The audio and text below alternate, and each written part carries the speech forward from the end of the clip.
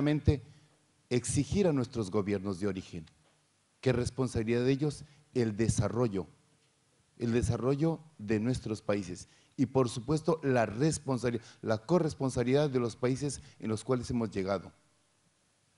Porque ya vemos, por ejemplo, uno de los grandes bancos de aquí, el Santander, ha dicho el señor Botín que este año, a pesar de la crisis, va a ganar 10.000 millones de dólares. Y claro, sus grandes acciones las tiene también en Latinoamérica. O Telefónica igual.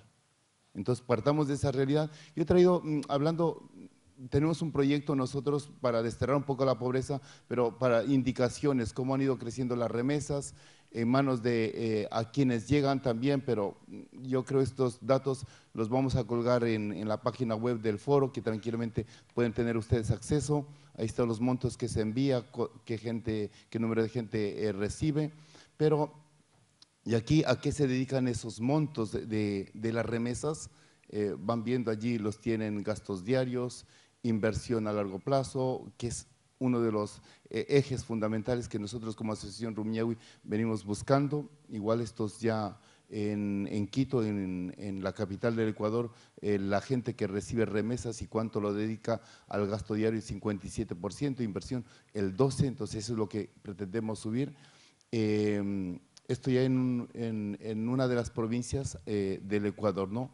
Pero en una de las encuestas que nosotros en los trabajos de calle que como asociación venimos desarrollando, la gente está preocupada porque es verdad que la remesa, por ejemplo, dice, produce inflación, porque nuestra gente se empieza a consumir, nuestros familiares allá. Y claro, ¿y qué pasa con los que no tienen familiares inmigrantes? Entonces, el poder adquisitivo no les da, ¿no?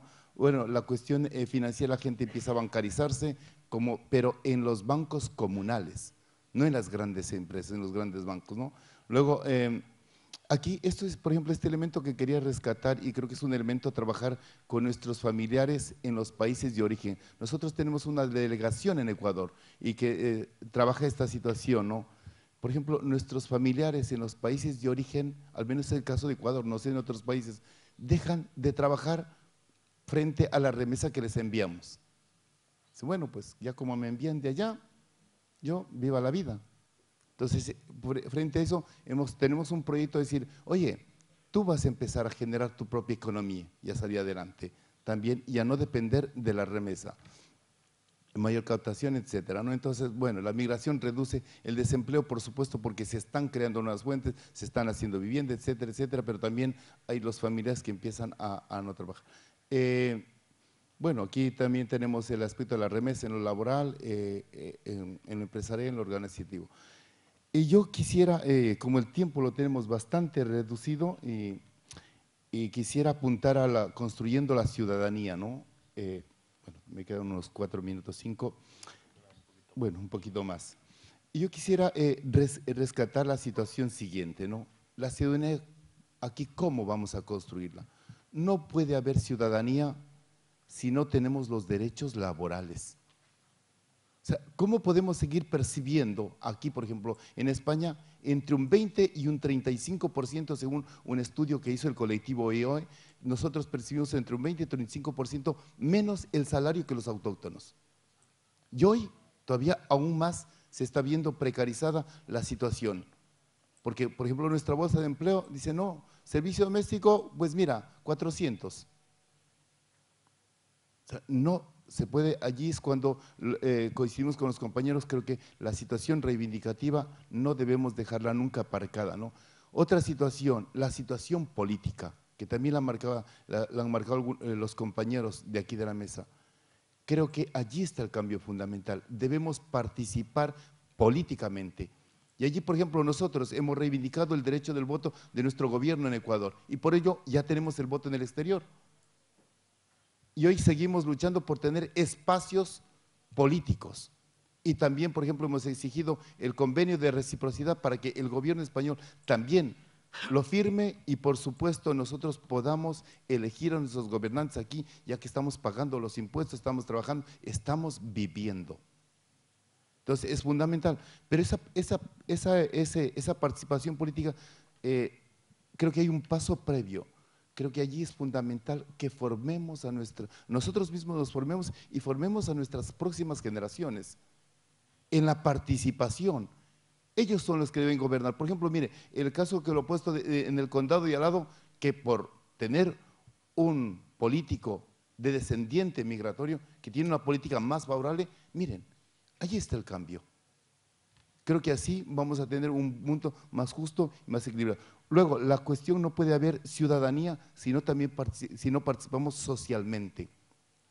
Reivindicando nuestra cultura, basta de decirnos en donde fueres, haz lo que vieres. Nosotros tenemos nuestra identidad y por lo tanto respetamos en el país en donde vamos y también estamos aprendiendo. Esto es una cuestión de ida y venida. Nosotros enseñamos nuestra cultura, pero también compartimos nuestra cultura y también hemos aprendido. Al igual que, por ejemplo, si hicimos hemos participado en algunos proyectos de radio, por ejemplo, uno que se puso callos y guatitas.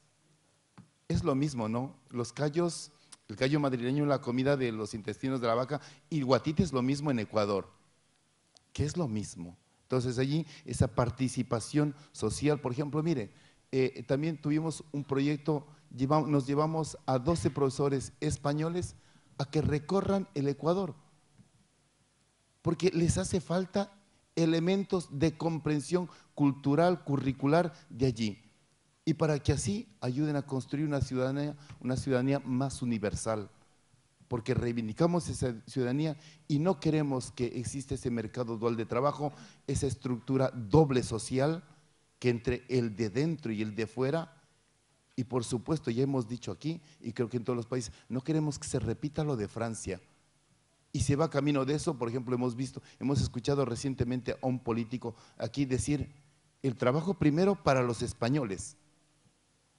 Se me parece demasiado fuerte, ese es un discurso de Le Pen, y que ya se repita aquí, me parece muy preocupante. Es verdad que hay una crisis, hay una realidad, pero es decir que cuando España estaba en su apogeo, y que la CAI hizo un estudio y que por ello ha crecido el 4%, y también la Comunidad de Madrid decía, yo le invierto en cada inmigrante 1 euro y ellos me devuelven 3 en ganancias.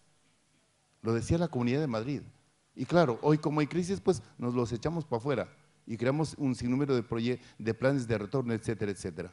Entonces nosotros decimos no a eso, sí a una situación responsable de mirar políticas, igual que están viendo políticas de reubicación laboral, también debe haber una reubicación laboral para los inmigrantes.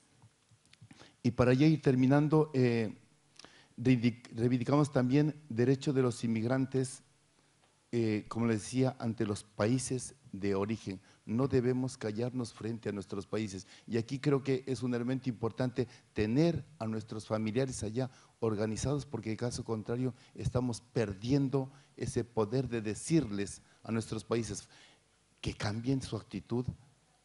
Basta de seguirnos mirando como remesas simplemente, que esperamos nosotros también que nuestros países mejoren en virtud de nuestros familiares.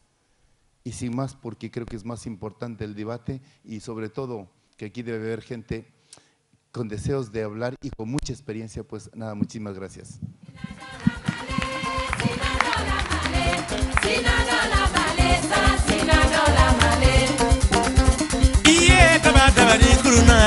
Yeah.